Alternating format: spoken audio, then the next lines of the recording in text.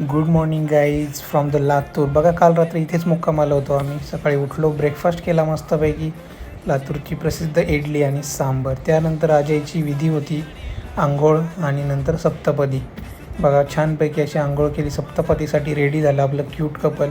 सप्तपदी करण्यासाठी छोटंसं लग्न लावायला लागतं आहे, मला आज पहिल्यांदाच कळालं. होम हवन झाला आणि सप्तपदीसाठी रेडी झाले.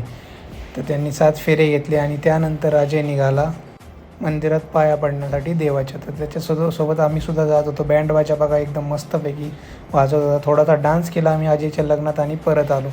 छान अशी एंट्री झाली नवरा नवरीची आणि मस्त असं लग्न पार पडलं.